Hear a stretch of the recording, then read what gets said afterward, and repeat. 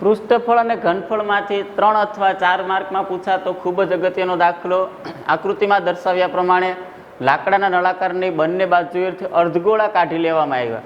પહેલાં તો નળાકાર છે, અહીંથી અર્ધગોળા કાઢી લેવા, નીચેથી પણ અર્ધગોળો કાઢી લેવામાં આવ્યો. આ 100 પીસ બનાવ્યો છે. નળાકારની ઊંચાઈ 10 સેન્ટીમીટર.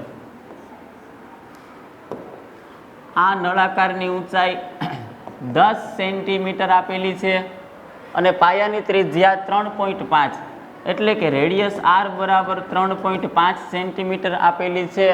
તો 100 પીસનું કુલ પૃષ્ઠફળ, હવે હું લખું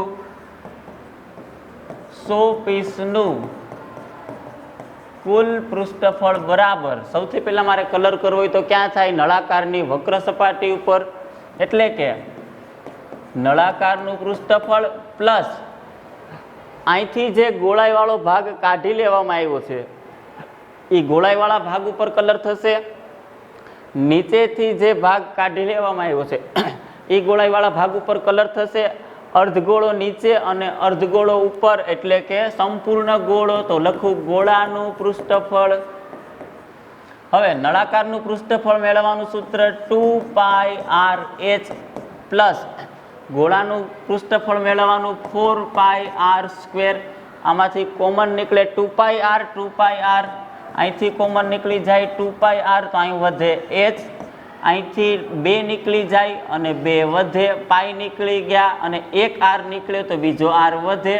હવે સૂત્રમાં કિંમત મૂકીએ. પાઈની જગ્યાએ 22/7 ત્રિજ્યા 3.5 એટલે કે 35/10.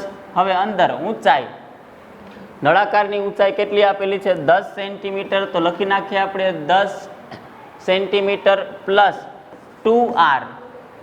ગોળાની ત્રિજ્યા કેટલી આપેલી છે? 3.5 એટલે લખી નાખ્યા 3.5 સેન્ટીમીટર. હવે આગળ સાદુરૂપ આપીએ તો 7 પંચા 35, 2 પંચા 10, આ 5 ઉડી ગયા, ઉપરનું બધું કટ થઈ ગયું. હવે કેટલા વધ્યા? 22 ગુણાકારમાં 3.5 ના ડબલ, 3.5 ના ડબલ એટલે કે એ 7 અને 7 ને 10 17. તો ગુણાકારમાં કેટલા આવ્યા? 17. હવે 22 ગુણાકારમાં 17, 22 17 દુ 34 એટલે કે 340 અને બીજા 17 દુ 34, એમાં 34 ઉમેરીએ તો 4, 4 ને 3 7 અને 3 એટલે કે 374 સેન્ટીમીટર સ્ક્વેર આવી ગયું પૃષ્ઠફળ. જોઈ લો આખો દાખલો તમે એક વખત.